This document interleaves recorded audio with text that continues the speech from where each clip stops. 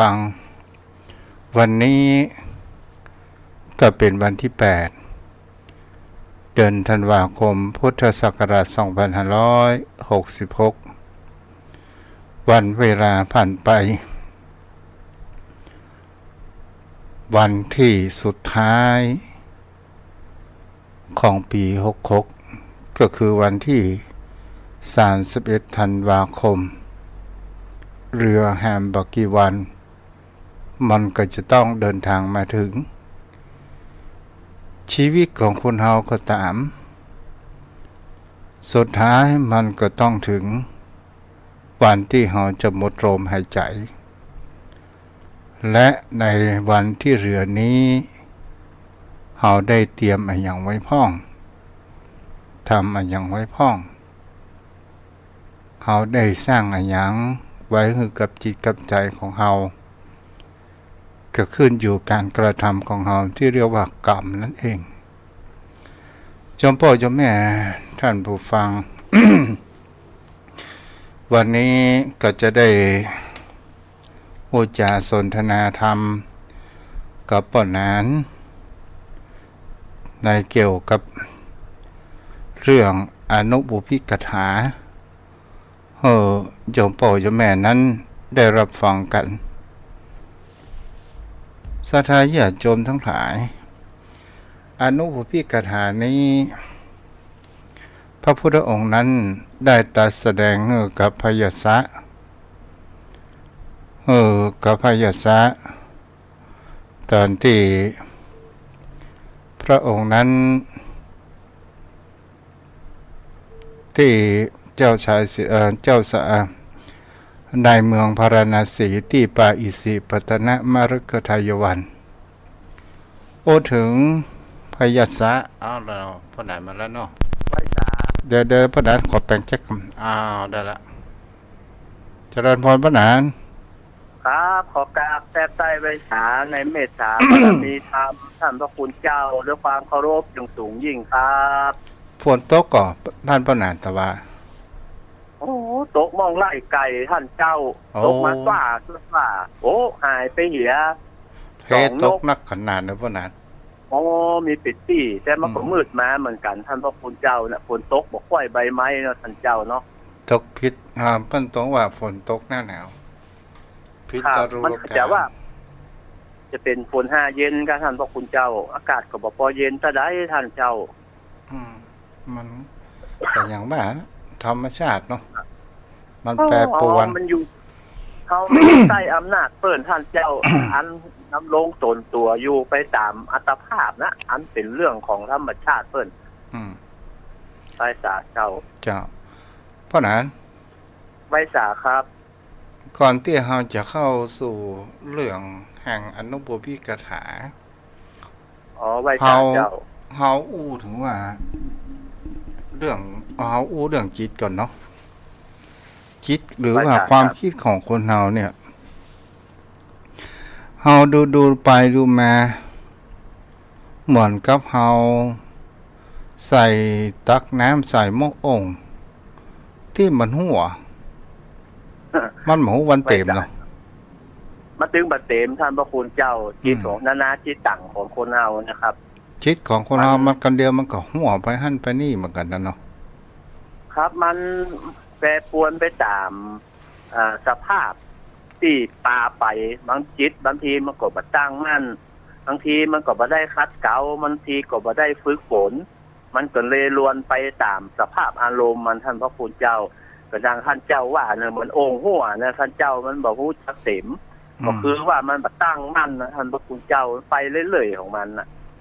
เฮาก็พอก็เตือนบางครั้งบางคราว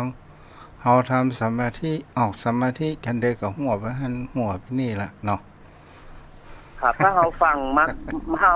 ฝึกแต่ก็ดีท่านเจ้ามันก็ตั้งมั่นนะแต่ว่าเฮาแบบมันฝึกมันก็เป็นอย่างท่านเจ้าว่าแต่เดี๋ยวก็วกไปหั่นเดี๋ยวก็วกไปนี่ไปตามอารมณ์ที่พึงปรารถนานะท่านพระคุณเจ้ามันถ้าเฮาบ่มีสติควบคุมมันก็ไปอย่างนั้นแต่มันแค่จะเป็นอาหารมันเนาะท่านเจ้าเนาะมันชอบล่องลอยไปตามสภาพมันน่ะเพราะนั้นแหมอย่างหนึ่งนะค คนเฮานี่จะแสวงหาในสิ่งที่บ่มีถ้าสิ่งที่มีแล้วบ่อยากจะรักษาไว้ หรือว่าบางครั้งบางคราวก็เกิดความเบื่อหน่ายเฮาวกไปแม้ก็คือสมัยของพระพุทธองค์ประทับอยู่ที่ป่าอิสิปตนมะละมะลึคทายวันเมืองพาราณสีมีเจ้าชายลูกเศรษฐีเถอะไม่ใช่เจ้าชายลูกเศรษฐีที่มารดาชื่อว่านางสุชาดา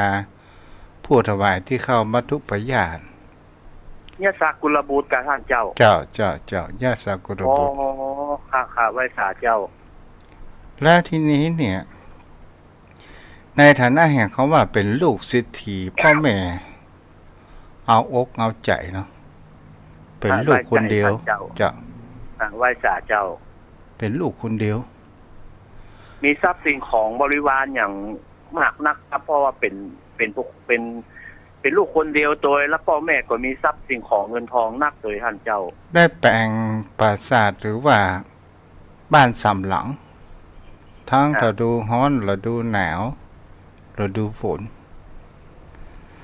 ตกมาอยู่วันหนึ่งป้อหนานไหว้สาเจ้าเพิ่นก็มีข้าทาสบริวารนักนางบำเรอบำนาญ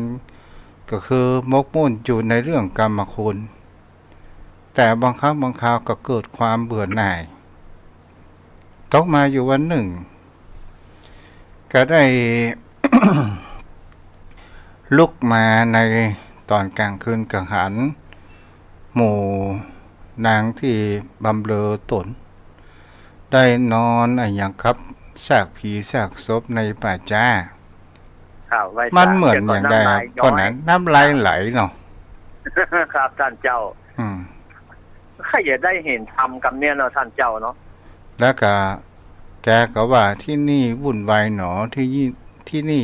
ยุ่งหนอขัดข้องหนอเจ้าแต่บังเอิญพระพุทธองค์ก็ได้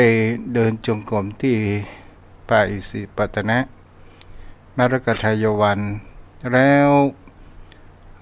ยะสักกุลบุตรนี้ก็ได้เดินทางมาที่ป่าอิสิปตนะเมื่อได้ยินเสียงพยัสสะว่าที่นี่วุ่นวายหนอที่นี่ยุ่งหนอก็เลยเป็นสิ่งที่พระพุทธองค์บอกว่าตอนนั้นเป็นเวลาที่พระพุทธองค์เดินจงกรมเนาะบอกว่าที่นี่ไม่วุ่นวายหนอที่นี่ไม่ยุ่งหนอแล้วพระพุทธองค์นั้นบอกว่าเธอจงมาดูเถิดเราจะแสดงธรรมให้จะแสดงธรรมก็คือในเรื่องอนุบุพิกถาอนุบุพิกถามีทานมีทานทานศีลครับสักขะในคัมมะสักขะคาถาเจ้าในคัมมะคือการออกบวชเป็นที่สุดเนาะอนุบุพิกถาท่านเจ้าถูกต้องศีลกถาเนี่ยพ่อนั้นใบสาครับมีครูบาอาจารย์เพิ่นได้อู้ไว้ว่ากลิ่นมนุษย์เฮาเนี่ย มันเหม็นสาบเพิ่นว่าอันนะท่านพระคุณเจ้าเฮาก็บ่ฮู้เนาะเพราะว่าเนื้อมนุษย์นี่เป็นเนื้อหยาบนะท่านเจ้าเพิ่นเปรียบเทียบว่าเหมือนกับมนุษย์สาบเนื้อของเดรัจฉานขอโทษนะครับหมางัวควายไก่ถ้าเราเข้าไปหามันเข้าไปในคอกมันก็ดีที่อยู่มันเป็นกลิ่นเหม็นแต่เนื้อท่านพระคุณเจ้าไม่ใช่ว่าเราอันดัดจริตนะหมานี่นะมันเหม็นนะท่านพระคุณเจ้าถ้าคนได้อยู่กับมันชินนี่ผมยอมรับว่ามันชินกับกลิ่นสุนัขแต่ว่าอย่างถ้าเฮาหูดังใหม่เอาเข้าไปนะมันเหม็นท่านพระคุณเจ้าม่ม่วนว่าเอาหมามาเลี้ยงในบ้านเหม็นตึ้งมันเป็นกลิ่นของสุนัขธรรมชาติของสัตว์เองท่านเจ้าแต่ถ้าว่าบุคคลที่ ประพฤติศีลรักษาศีลเนี่ยจะมีกลิ่นหอมใช่ครับท่านเจ้าคือหอมมันหอมทั้งทวนลมตัวเหนือลมใต้ลมแล้วก็ด้วยอำนาจของศีลมีครูบาอาจารย์ว่ามีผิวพรรณวันณะผ่องใสนะท่านพระพุทธเจ้าจังเขาจังหันบาดไว้สาเจ้าเหมือนก็ถ้าเฮาอู้คล้ายไปกับเหมือนกับว่าคนที่ได้ชำระร่างกายเนาะมาเป็นเครื่องมันคล้ายอย่างด้วยอำนาจของศีลเอามาคิดดูอย่างครูบาอาจารย์ที่เปิ้นมีกรรมฐาน มีศีลเนี่ยท่านพระคุณเจ้าโอ้เปิ้นจิตใจก็ผ่องใสเนื้อผิวพรรณวันหน้าเปิ้นก็ผ่องใสเขาเข้าใกล้ได้อู้เปิ้นแล้วมันมีความปิติยินดีมันซาบซ่านไปในตัวเฮาขยานิสงส์ของศีลของเปิ้นนะท่านเจ้าที่เผยอันที่มันแผ่มาถึงเฮาเหมือนกับห่มไม้หนาเนาะท่านเจ้าเวลาเฮาผ่านแดดร้อนแล้วเฮาเข้าห่มมันจะเย็นมันจ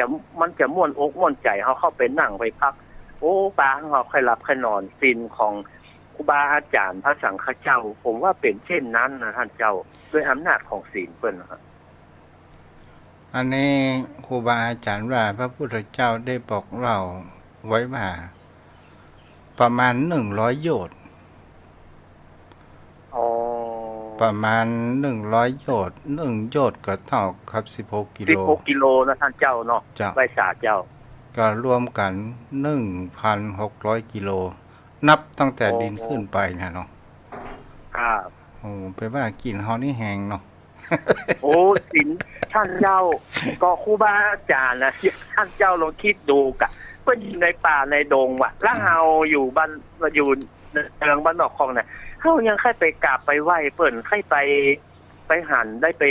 หั่นตัวจริงเปิ้นน่ะท่านเจ้าแฮงก็คิดดูอ่ะคนที่ไหนที่เบาว่าปะปานกันไปเมื่อสมัยหลวงปู่แหวนนะผมเป็นจุเจ้าแล้วนะโอ้ท่านพระคุณเจ้าไปเมื่อแต่ตี 4 ตี 5ใครไปกราบไปไหว้เปิ้นเข้าเป็นทุกข์เป็นยากคนไปถึงห้านยังเต็มอดล่ะท่านพระคุณเจ้าเฮานึกว่าเฮาไปเจ้าแล้วเนาะเฮานึกว่าไปเจ้าแล้วนะว่าโอ้เอาเปิดอันมันเป็นจะอี้โอ้ยเนาะว่าอันศีลของครูบาอาจารย์ของพระอริยสงฆ์ก็ที่หรือที่เปิ้นปฏิบัติเรื่องพระอริยสงฆ์โอ้มันหอมทวนลมไปเดี๋ยวไหนถึงเบาตลอดเก้ากับผมนี่นะท่านเจ้าโอ้ผมได้กราบได้ไหว้ครูบาอาจารย์หลายตนหลายองค์เนอะหลวงปู่แหวนผมก็ได้ไหว้สมเด็จพระพุทธาจารย์อัสสภมหาเถระครูบาพระบาทนี่ขอสุมาผมยังได้ไปนวดแข้งนวดขาเนอะครูบาพระบาทนี่นะอันครูบาพรหมบัจจักสังวรนี่นะครับแล้วก็หลวงพ่อเกษมนะหลวงปู่ล่าตาติดโอ้ได้หลายตนหลายองค์นะที่ได้ไป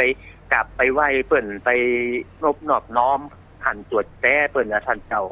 อ๋อเป็นว่าบุญเนาะโอ้ท่านพระคุณเจ้าเปิ้นโอ้เปิ้นมีเมตตาสูงเปิ้นอู้จาเหมือนเฮาเป็นลูกอ่ะเปิ้นจะอู้จาเปิ้นจะตบหัวเฮาตบไหล่เฮาสบายลิกะเป็นไรพ้องเนี่ยโอ้มันภูมิอกภูมิใจท่านเจ้ามันติดอกติดใจบ่ฮู้หายด้วยเมตตาของเปิ้นที่เปิ้นได้สนทนาธรรมกับเปิ้นท่านเจ้ามันเป็นบุญกับเฮาแท้ๆนะท่านพระคุณเจ้าโอ้ถึงหลวงปู่ครูบาบาตักผ้าเนี่ยแค่ได้ยินเสียงเปิ้นเฮาก็พอดูแล้วเปิ้นก็คือเป็นผู้มีจิตเมตตา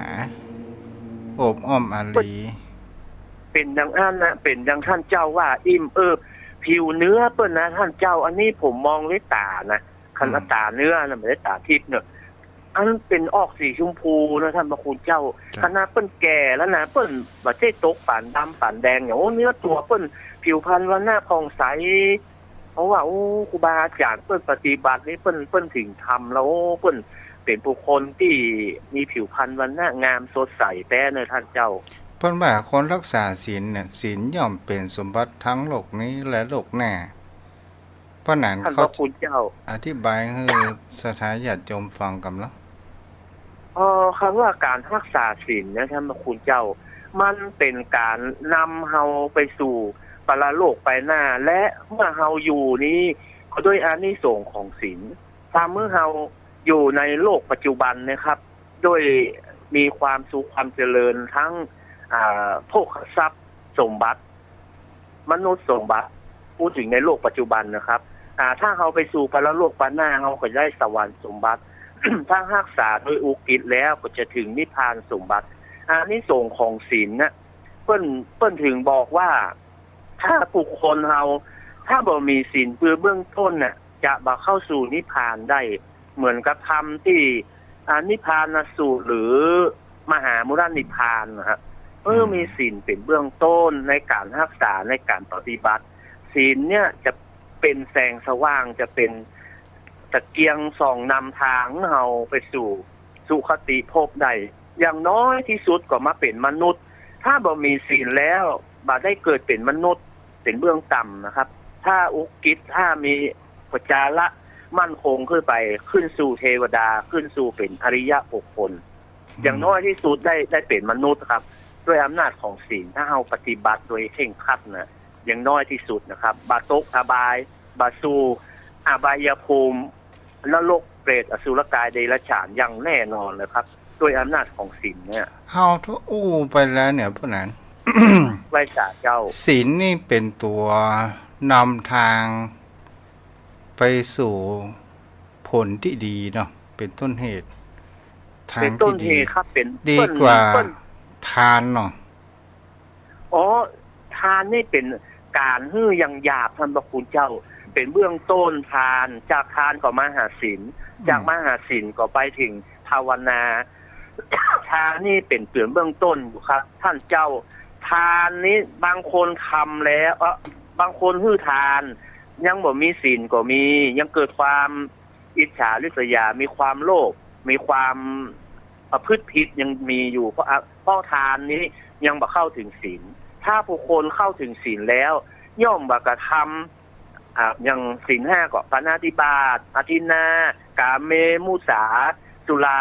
ย่อมบ่ทำเพราะอำนาจของศีลและอำนาจของศีลนี้ก็จะพายแพร่ไปถึงคนรอบข้างเมื่อเฮาบ่ฆ่าสัตว์เฮาก็เป็นคนมีเมตตาเมื่อเฮาบ่ลักทรัพย์คนอื่นก็บ่ว่าระแวงทรัพย์สมบัติคนอื่นก็บ่หายการเมตุมิจฉาจารก็เช่นเดียวกันเฮาบ่ไปพิลูกพิเมียคนอื่นก็บ่ระแวงเมื่อมุสาก็เช่นเดียวกันถ้าเฮารักษา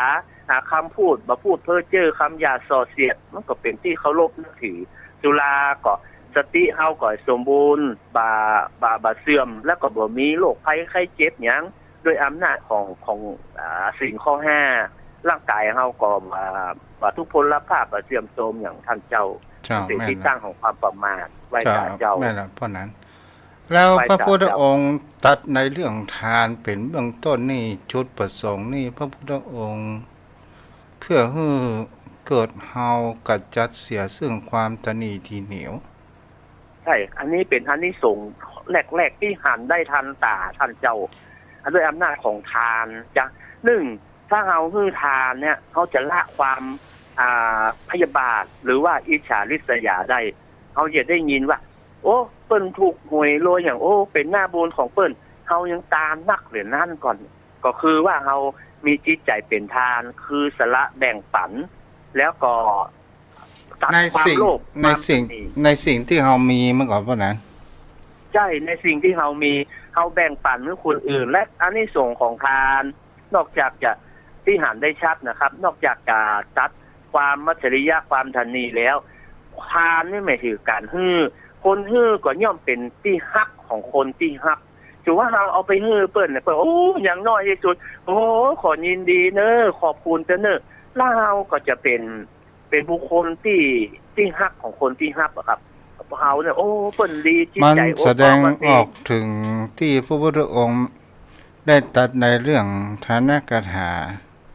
เรื่องทานเนี่ยต้นท่านพระพุทธเจ้าทานกถาถึงเบื้องต้นเจ้าทานในเรื่องการให้ทานเนี่ยมันเป็นสิ่งก่อให้เกิดแห่งความเสียสละและมันก่อให้เกิดแห่งความมีเมตตาและก่อให้เกิดแห่งความมีน้ำใจเอื้อเฟื้อเผื่อแผ่ใช่แล้วมันก็นำพามาในการที่เฮาถ้าบุคคลใดมีความเลื่อมใสศรัทธา ตั้งนั่นมั่นในพระรัตนตรัยได้จะเป็นสิ่งของหรือในสิ่งที่เฮาบ่มีอยู่มากอย่างเช่นแบ่งปันเฮามีเสื้อผ้าอาภรณ์ฤดูหนาวเนี่ยถ้าเฮาเอาคนแถวบ้านคนรวยมาหันคุณค่าแต่ถ้าเฮาไปคนยากคนจนตามบ้านนอกคอกนาจะมีคุณค่า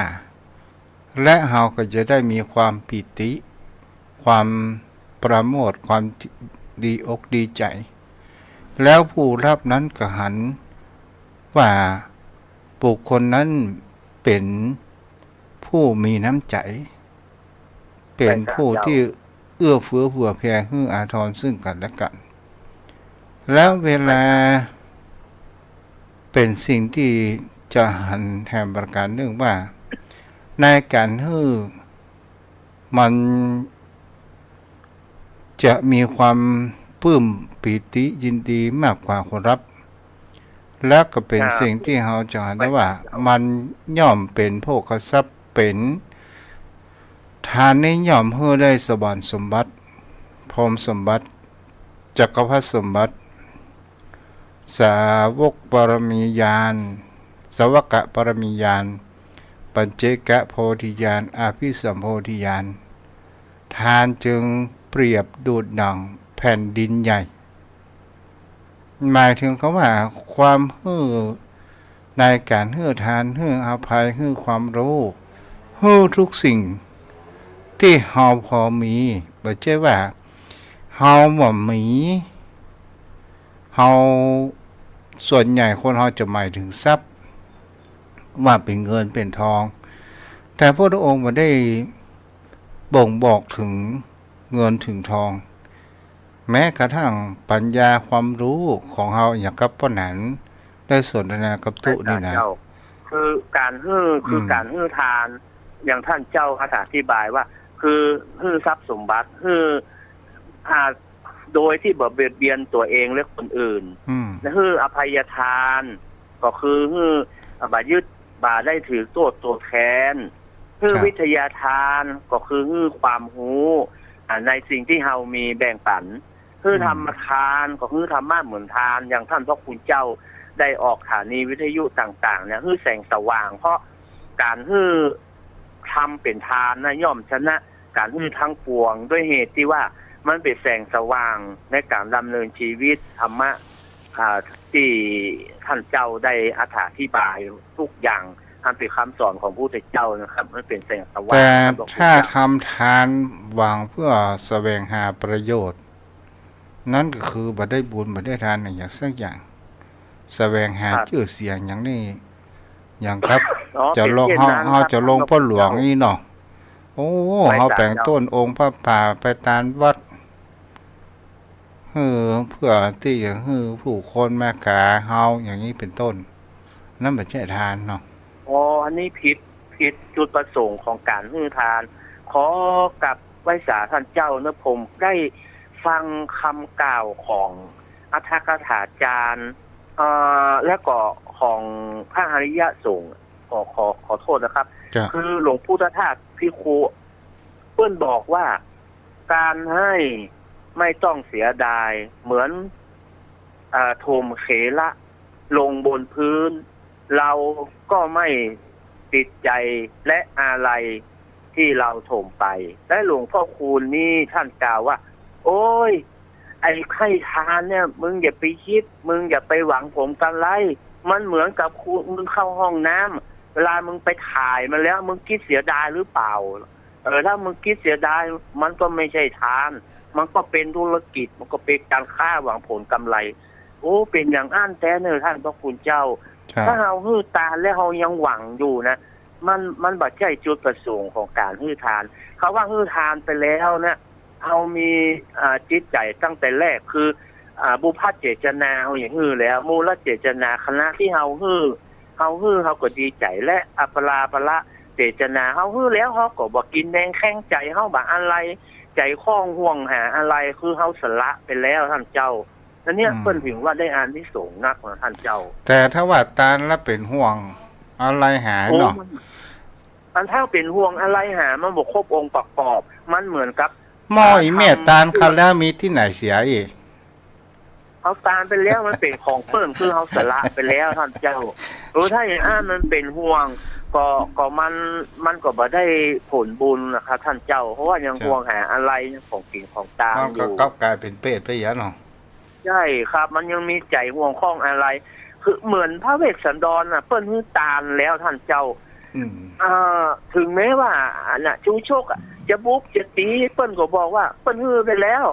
เปิ้นบะอะไรจิตใจบะอะไรสงสัยเปิ้นตาลไปแล้วก็เป็นเรื่องของคนฮับเปิ้นจะเอาไปกินกะเปิ้นอย่าไปไว้เปิ้นไปแบ่งปันมันแล้วมันก็แล้วสติปัญญาของเปิ้นท่านพระคุณเจ้ามันหมดหน้าที่ของเฮาแล้วเฮาสละฮื้อเปิ้นไปแล้วเฮาบ่ห่วงหาอะไรแล้วท่านพระคุณเจ้าจ้ะต่อมาเรื่องสักขะคาถาในเรื่องคำว่าสวรรค์ถ้าสวรรค์นี่ท่านเจ้าจะอธิบายเลยค่ะป้อนไหนแบบก่อนนะเดี๋ยวท่านเจ้าสื่อมือผมเนอะคือตามความเข้าใจและภูมิปัญญาผมพี่พูดที่เจ้าได้ได้อนุโมทิกถามีจิตใจมั่นคงทานแต่เบื้องต้นและศีลต่อมาก็สักขะคือสักขะนี่คือสวรรค์สวรรค์เนี่ย เป็นที่พึงปรารถนาของผู้ที่ละภพนี้แล้วไปสู่ปรโลกไปหน้าเพราะว่าพรรณนาถึงสวรรค์ว่าเป็นภพภูมิที่อิ่มด้วยทิพย์เมื่ออิ่มด้วยทิพย์แล้วก็มีสุขสบายอายุยืนยาวอันนี้เป็นประโยชน์ก็คือเป็นคุณของสวรรค์และพูดถึงคุณแล้วมันจะมีกามะอธินากามะคือโทษของการของการยึดมั่นถือมั่นในความสุขอันหลังจากที่ถึงคุณของสวรรค์แล้วก็ข้อต่อไปเพื่อจะกล่าวโทษถึงสวรรค์ที่มันยึดมั่นถือมั่นในเมินเกินไปในเรื่องของความสุขและก็อันสุดท้ายนี่จะถึงในขัมมะคือออกบวชเพื่อมายึดติดในอธินากามะก็คือในกามทั้งหลายทั้งปวงหลังจากที่ได้พูดถึงประโยชน์ของสวรรค์แล้วประโยชน์ของสวรรค์นี่เป็นข้อที่3เพราะว่าพรรณนาถึงสวรรค์อย่างที่พาพระนันทะที่มันที่เพิ่นแต่งงานแล้วไปหาเจ้าสาวงามผู้เจ้าก็เลยไปดูสาวเทพธิดาบนสวรรค์นะว่ามีความงดงามยิ่งกว่า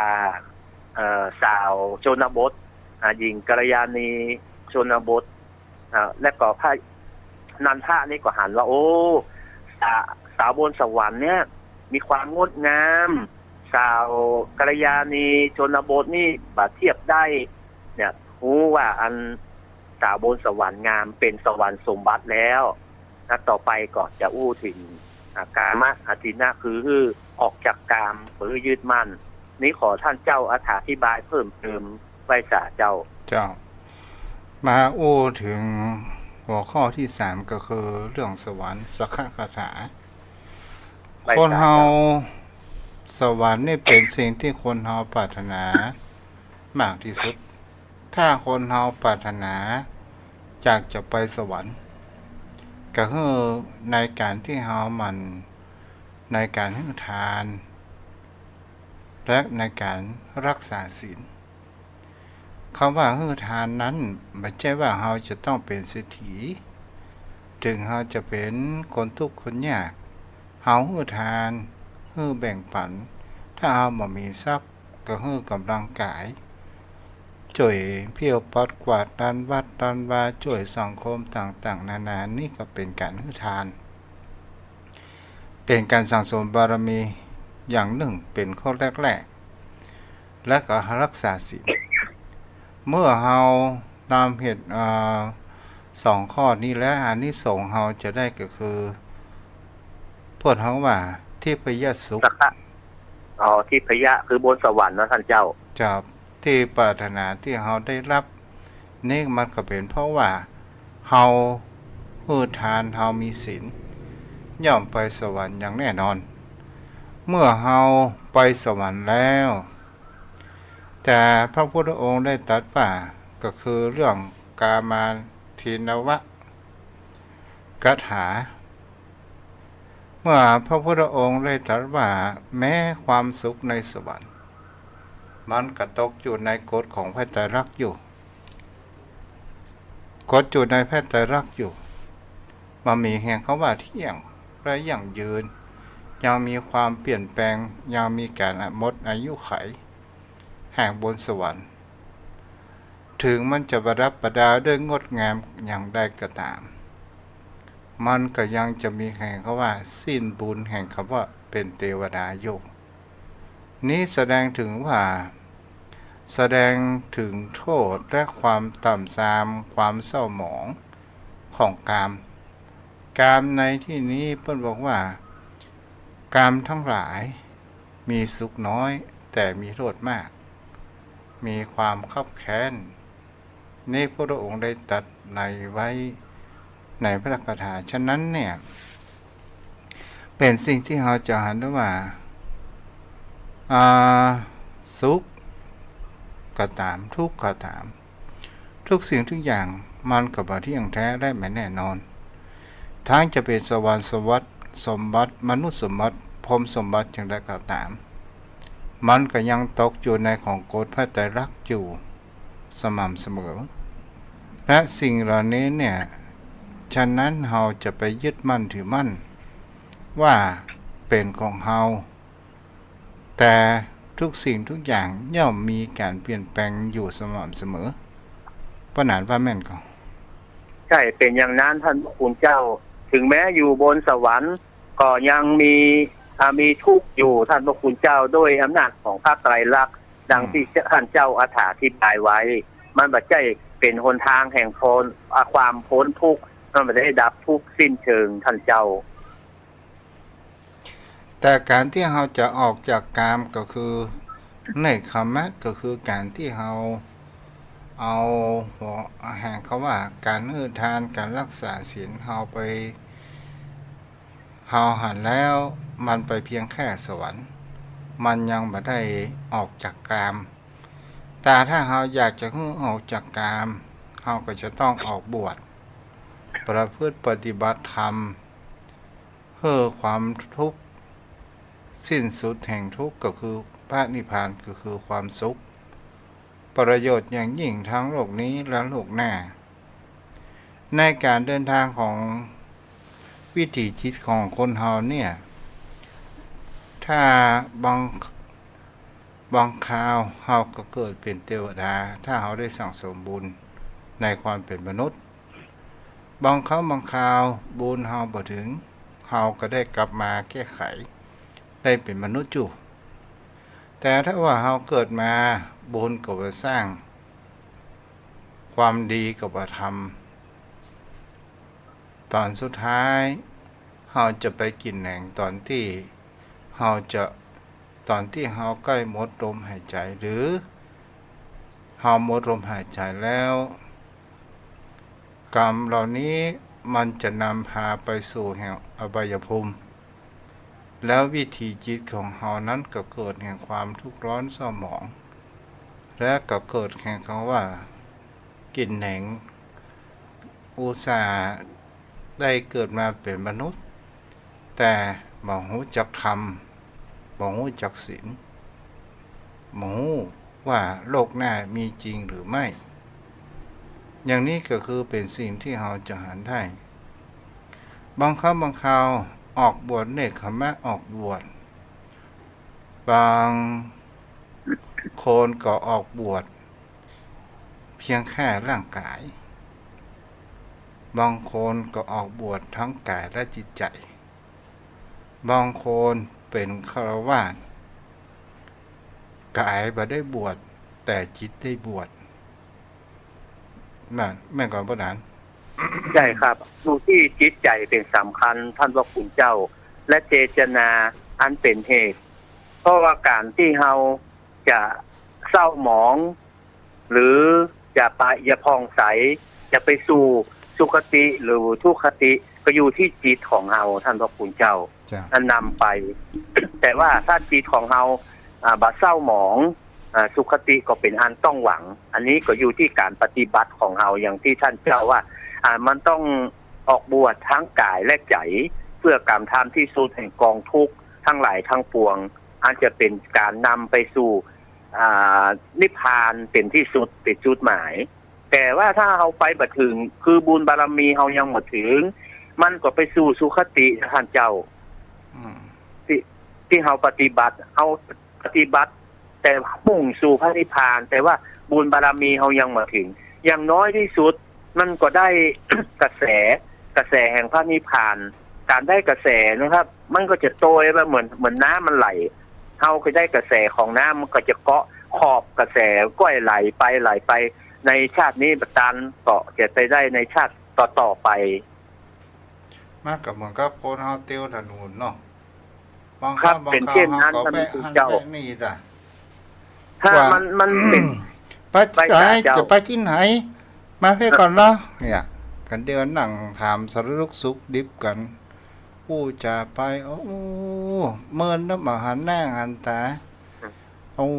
ก็เติงหาสมัยมักเป็นสาวต้าเนี่ยเนาะ มันเลยสู่จุดหมายปลายทางจ้าเนาะท่านเจ้าเนาะ ถูกต้องมันเสียเวลาอย่า ใช่ท่านเจ้า บ่เหมือนเนี้ยเหมือนมักมีองค์แปรคำสั่งสอนพระพุทธเจ้าเนี่ยเพิ่นสอนในการเข้าสู่นิพพานโดยสายเอกสายตรง คือเฮาก็ฮู้แต่ว่าการปฏิบัติของเฮาเนี่ยท่านเจ้ามันมีเครื่องพันธนาการมันแว่ลักล้ำไปมันเลยไปสู่จุดหมายปลายทางบัดตันท่านเจ้าแต่เพียงจะได้กระแสของมันเนาะท่านเจ้าเอาไปแวะบางทีก็ไปติดอยู่ในตำแหน่งลาภยศสรรเสริญบางทีก็ไปติดอยู่ที่ทรัพย์สิ่งของเงินทองมันก็ไปได้จ้าเนาะท่านเจ้าเพราะเฮาไปยึดมั่นถือมั่นในสิ่งนั้นมันก็เลยทำให้เฮาเข้าสู่นิพพานได้จ้าเพราะเฮาแวะนักลำไปถ้าเฮาไปสายตรงอย่างที่พระพุทธเจ้าท่านได้วางแนวทางวางเส้นทางไว้มันก็ถึงได้โวยเพราะเฮาตั้งมั่นตั้งใจไปโดยตรงแล้วแต่นี่อยู่ที่ตัวเฮาเองที่เฮาไปบัดถึงเฮาไปจ้าเพราะว่าการประพฤติปฏิบัติของเฮามันมีเครื่องพันธนาการมีเครื่องผูกลัก โดยกิเลสตัณหาอย่างนักไปท่านเจ้าถ้าเฮาอู้ไปแหมประการหนึ่งเจ้าสาสิทธัตถะกว่าจะเป็นพระสัมมาสัมโพธิญาณได้พระสักยโคดมป้อนนั้นก็มีว่าเฮาจะลองสังเกตพระองค์นั้นเป็นผู้รู้และพระองค์บอกว่ากว่าจะมาถึงวันนี้เนี่ยก็หมายถึงว่าเคยเกิดในนรกก็เคยเกิดเป็นสัตว์เลื้อยคลานก็เคยเกิดเป็นหลายสิ่งหลายอย่างบางครั้งก็เป็นมนุษย์บางครั้งก็เป็นเทวดาบางครั้งก็เป็นสัตว์เลื้อยคลานต่างๆนานาแปลว่าเฮาถ้าเฮาอู้ไปแล้วพระองค์นั้นมีพุทธญาณที่อย่างรู้ในทุกภพทุกชาติอันนี้เฮาก็จะเห็นได้ว่า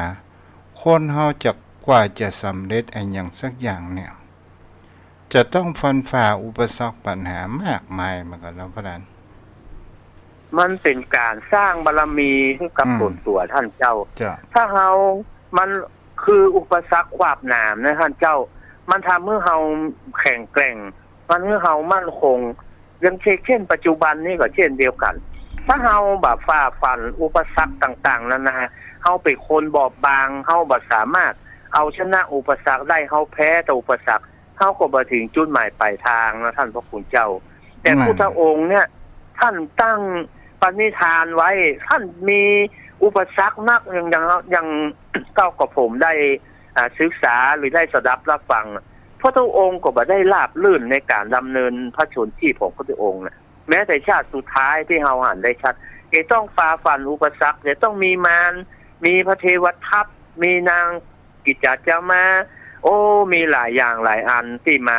ท่านเจ้าก็ท่านพระพุทธองค์ก็ผจญภัยมาแต่ว่า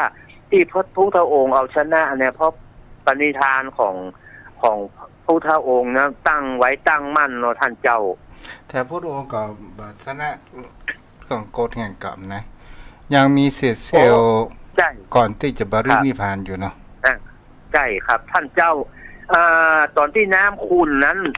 ที่พระอานนท์ไปตักน้ำและน้ำขุ่นก็ด้วยเศษของกรรมและที่ท่านพระพุทธไวยสาเจ้าว่ามาเลยเจ้าแล้วที่เป็นโรคอันนั้นประคันที่กาภาคคือเป็นโรคหมอโหกอันนี้ก็เศษกรรมของพุทธองค์ใช่พระพุทธองค์นี่หนีเศษกรรมหนีกรรมมาได้เพราะว่าอาพาธต่างๆนะที่ทรมานนะครับพุทธองค์ก็ต้องทนทุกข์โดยการทนได้ยากของพยาธิโรคภัยไข้เจ็บอันนี้เป็นเศษกรรมเดิมที่พุทธองค์ได้รับนะท่านเจ้าเพราะว่าถ้าเฮาพอ45พรรษาของพุทธองค์มันมีคำว่าว่างเว้นในการเผยแพร่แม้กระทั่งการที่บรรทมของพระพุทธองค์ก็มีเวลาเพียงแค่ชั่วโมงเดียวเนาะพุทธองค์นี้ได้พักผ่อนน้อยท่านเจ้าแม้กระทั่งวินาทีสุดท้ายที่พุทธองค์จะเสด็จดับขันธ์ปรินิพพานพระอานนท์เป็นผู้ที่ดูแลบ่ฮื้อสุภัททะแม่นก็เจ้าองค์สุดท้ายนะท่านเจ้าบ่ฮื้อเนี่ยอันที่ท่านเจ้าว่าเดียวนะสุภัททะเนี่ยเป็นปริพาชกคือเป็นเจ้าบ้านอยู่จะเข้าไปเฝ้าไปถามปัญหาพุทธองค์เนี่ยพระอานนท์ก็ห้ามไว้ว่าบ่ฮื้อรบกวนพระพุทธองค์เพราะอาพาธนักอย่าให้พุทธองค์ได้พักผ่อนแต่พุทธองค์ได้หูว่าสุภัททะเนี่ยจะเข้ามาเพื่อครับมีบุญก็เลยเฮือพระอานนท์แบบอานนท์ปล่อยให้สุภัททะเข้ามาก็เป็นวาระสุดท้ายก่อนดับขันธ์นะท่านพระคุณเจ้าก็แสดงว่าในตลอดพระชมชีพของพุทธองค์เนี่ยบ่ได้พักได้ผ่อนแล้วก็เทศนาโปรดเวนยสัตว์ทุกคณะทุกเวลาท่านพระคุณเจ้าไม่คืนกับเทวดาเนาะครับมาเปิ้นว่าอย่างบุพกิจผมอู้ภาษาบาลีบ่ถูกนะท่านเจ้าบุพกิจของพุทธองค์5ประการนะครับยามเช้าที่ตรวจดูเวนยสัตว์แล้วก็นั้นสว่างบิณฑบาตแล้วก็สายฮือโอวาทพุทธบริษัทเย็นฮือโอวาทพระภิกษุสงฆ์แล้วก็ดึกฮือโอวาทเทศนาแก่เทวดานะ5ประการนะท่านเจ้าก็มาได้พักเลยนะท่านพระคุณเจ้าท่านพระพุทธองค์มาได้พักเลยนะคำสอนของพุทธองค์ 84,000 พระธรรมขันธ์นะผมว่าโอ้ก็มากมายท่านพระคุณเจ้าแต่ว่าถ้ามาเทียบถึง45ปีแล้วเนี่ยก็แทบจะมันมีเวลาได้พักได้ผ่อนเลยนะท่านพระคุณเจ้าอันนี้เฮาก็หันว่าองค์ศาสดาหรือว่าสมเด็จป่อของเฮานี่แทบจะไปได้พักผ่อนเหมือนกันเนาะนี่ก็คือเป็นสิ่งที่เฮาหันเพราะนั้นมาเรื่องศาสนาพิธีหน่อยไหว้ศาลเจ้าแต่ว่าได้อู้กับป้อหนานว่าอย่างกับบุคคลที่บอกว่างานศพหมอสวดอภิธรรมแต่วัฒนธรรมและประเพณีของเฮามันมีความเปลี่ยนแปลงก็หมายถึงเขาว่าพระสงฆ์องค์เจ้าไปสวดพระอภิธรรมป้อหนานว่าสวดอภิธรรมนี่คือคนตายหรือว่าคนเป็นแท้ที่จริงแล้วนะท่านพระคุณเจ้าการสวดพระอภิธรรมนะเป็นธรรมะอันสูงยิ่งเพื่อให้คนอยู่เนี่ยได้สดับรับฟังท่านพระคุณเจ้าคือคนตายนั้นบ่สามารถจะฟังได้แต่อาศัยอานิสงส์คือผลบุญส่งไปถึงแต่ประโยชน์สดที่ผลแม้แต่พระธรรมเทศนาธรรมบรรณาการในงานศพนะท่านเจ้าเจตนาจริงๆแล้วเพื่อจะอาศัยเทศนานี้เป็นเหตุให้สอนคนอยู่นะครับเป็นธรรมบรรณาการที่เจ้าภาพมอบให้กับ แขกที่ไปในงาน แต่ว่าผลบุญผลบุญนั้นส่งถึงผู้วายชน เพราะว่ามีอันใดจะฝากเพราะตายไปแล้วบ่สามารถจะเอาข้าวต้มขนมทรัพย์สินของเงินทองมีแต่บุญเท่านั้นนะที่จะฝากไปและความฉลาดแสงสว่างนั้นมอบให้กับคนฟังครับคนฟังได้เหมือนกับภาพที่ทำเนี่ยครับคนตายบัดได้ฟังนะท่านเจ้าแต่มันอาจจะเป็นผมจะว่าจะไดมันอาจจะเป็นบัดเชิงว่ามิจฉาทิฏฐินะมันจะย้อมจิตย้อมใจของเจ้าภาพว่าเวลาเพิ่นสวดจะไปก๊กที่ร่องหรือว่าเอาอาหารวางไ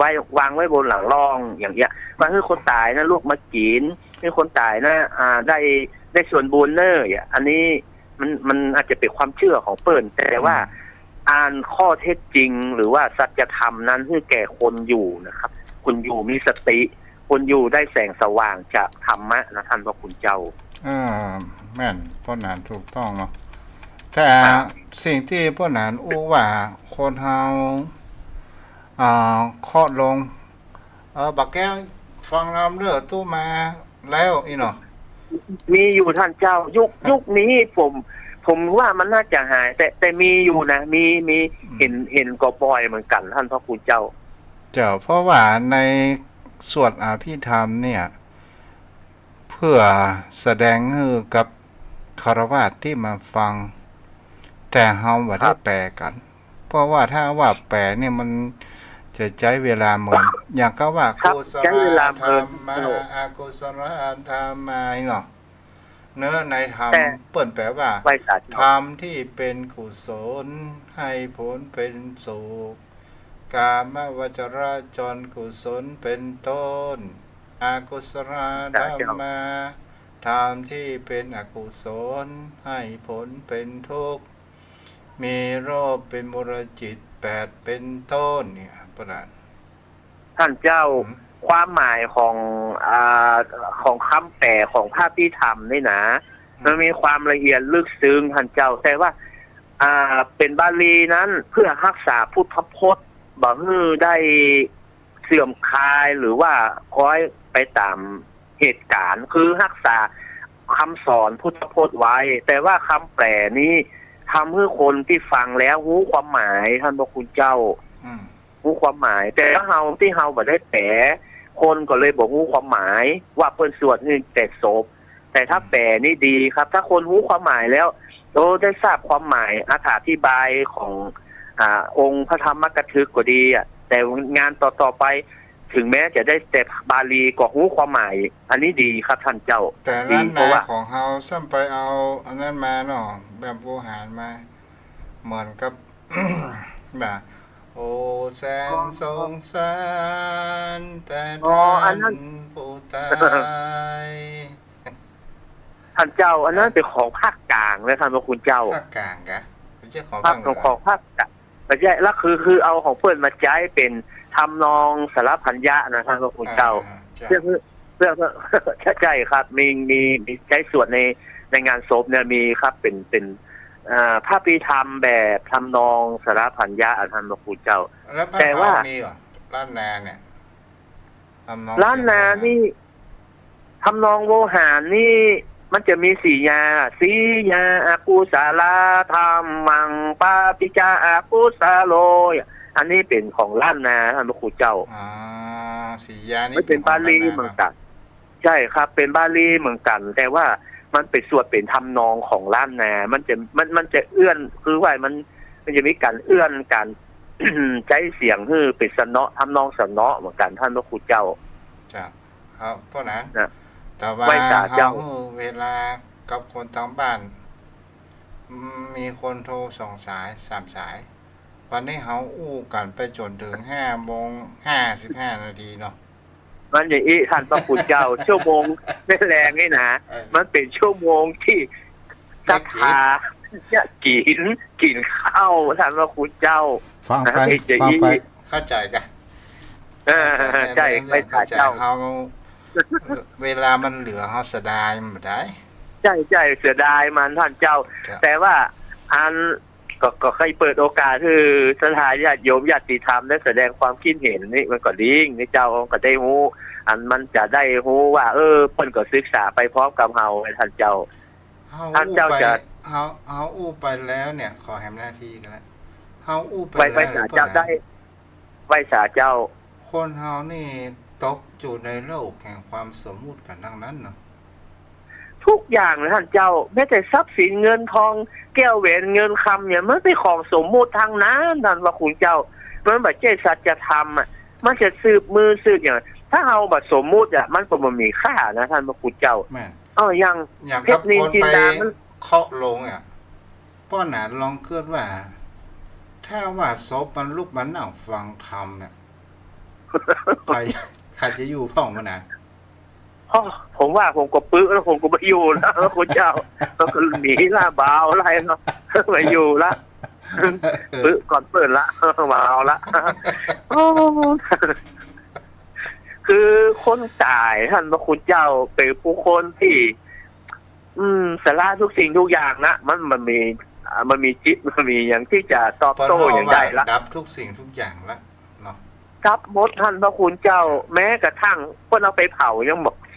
เรื่องอ่ะนั่นมันมียังเป็น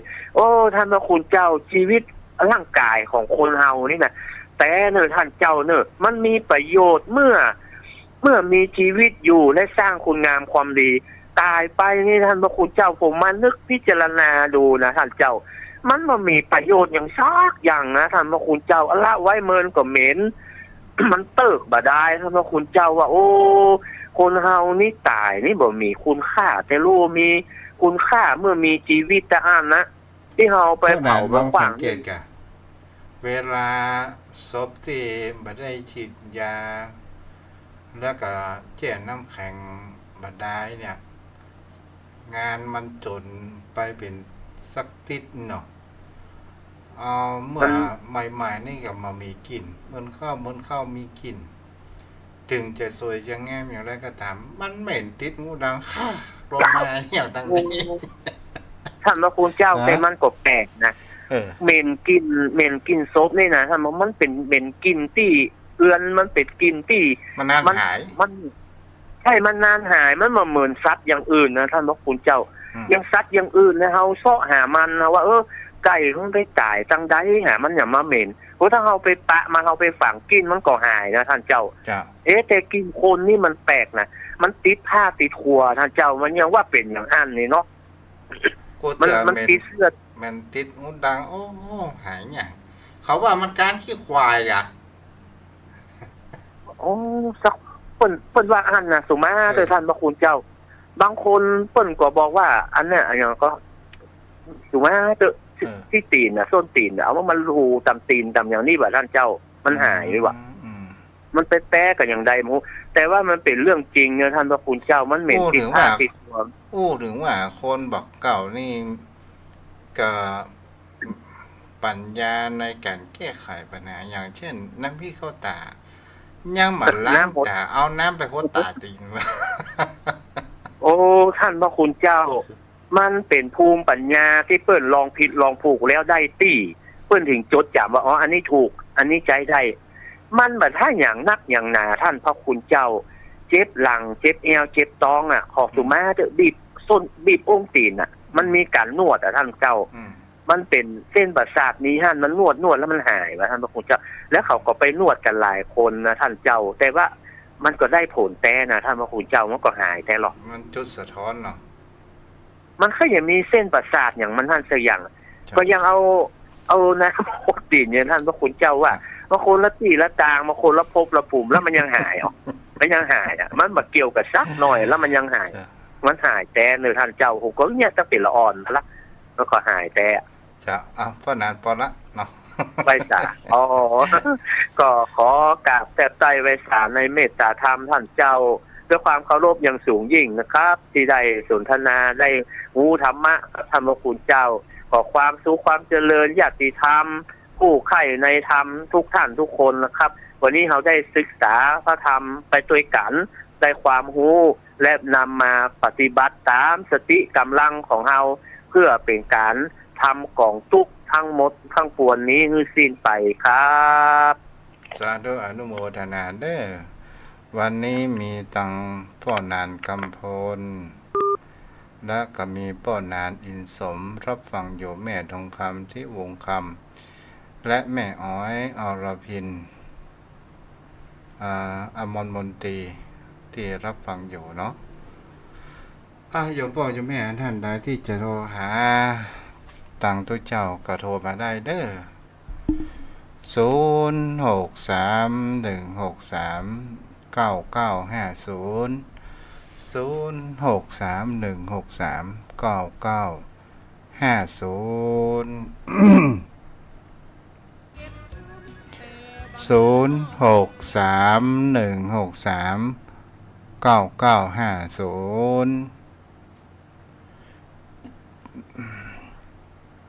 แม่ทองคำ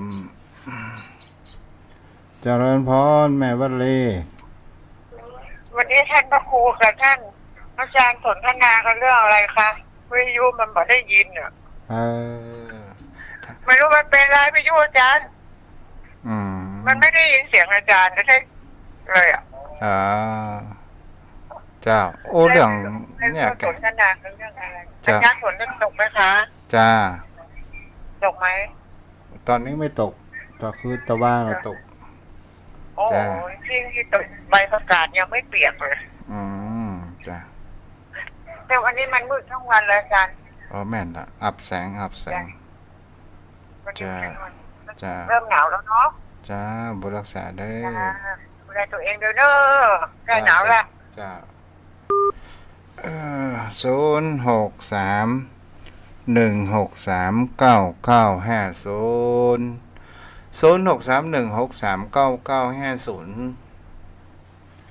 โอ้เดือนสี่จะหนาวหรือไม่เขายังบอกโอ้เนาะมืดมา2 วันละมาหันแสงแห่งพระอาทิตย์มันก็เหมือนกับอุปสรรคกิเลสตัณหาบังจิตบังใจบังเฮาหันบางสิ่งบางอย่างหรือว่าอวิชชามาปิดบังใจ0631639950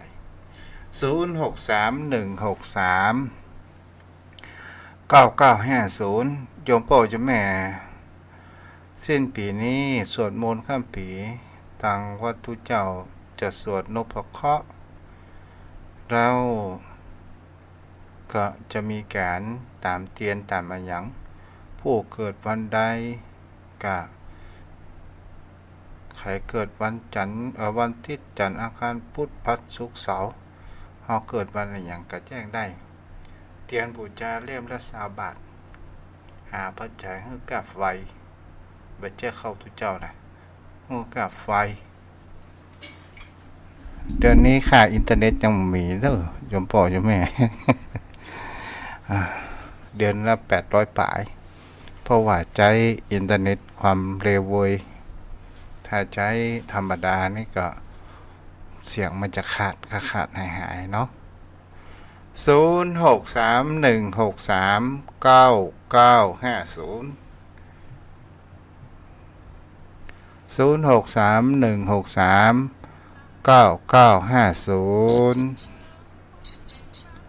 ริญพ